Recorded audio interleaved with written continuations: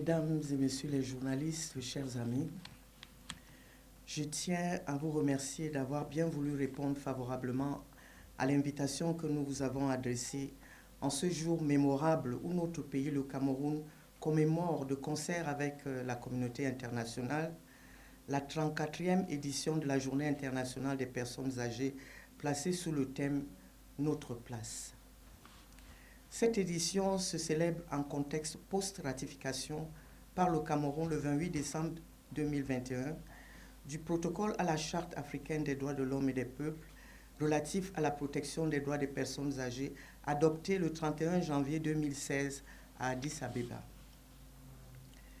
Pour revenir à la thématique retenue cette année, notre place, il s'agit de renforcer la promotion de l'inclusion sociale des personnes âgées, des rôles essentiels qu'elles sont appelées à jouer dans nos communautés, tout en renforçant les systèmes de soins et de soutien pour garantir leur dignité.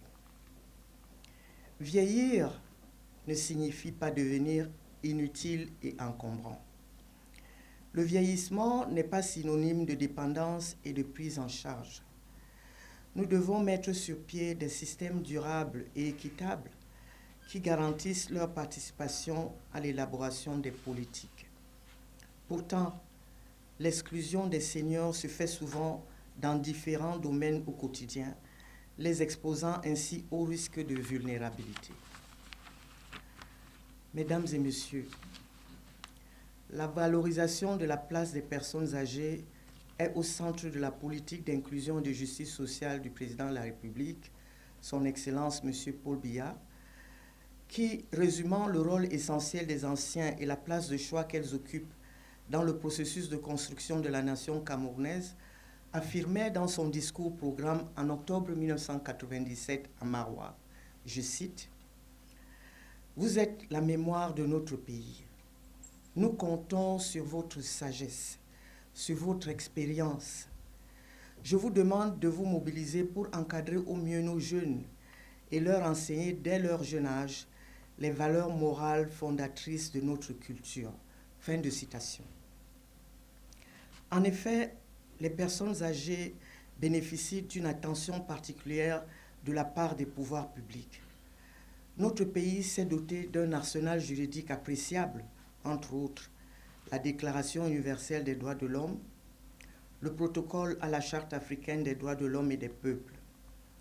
En outre, il existe un document de politique nationale de promotion et de protection des personnes âgées qui constitue une boussole sur les actions à mener et un outil de sensibilisation sur les problématiques liées à cette composante.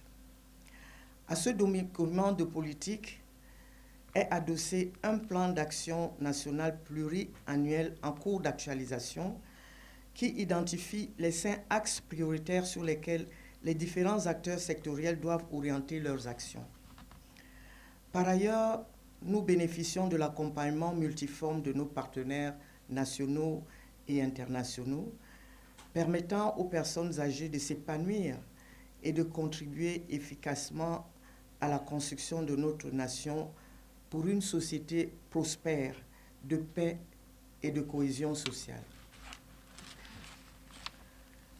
Mesdames et messieurs, chers journalistes, la Journée internationale des personnes âgées permet au pouvoir public et à la société civile d'organiser des activités, de mobiliser les ressources et de mettre une emphase sur les enjeux liés à leur inclusion. Aussi, c'est non seulement une action, mais une opportunité visant à faire entendre la voix des personnes âgées et à valoriser leurs compétences.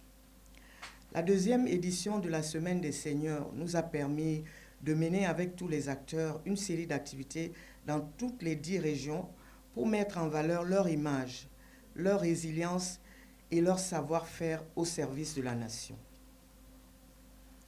En ce 1er octobre 2024, il est donc essentiel de reconnaître les droits des personnes âgées. C'est un devoir social, un engagement sociétal. Concrètement, nous devons sensibiliser les communautés sur le respect de leurs droits humains, sociaux, économiques, politiques.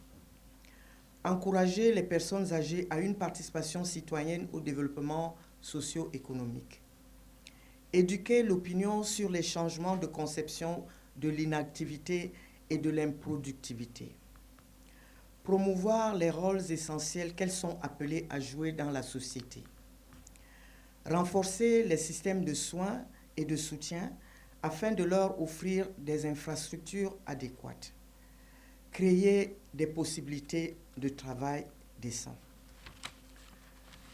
Très chers aînés, au moment où nous célébrons, sachez que votre place sera toujours assurée.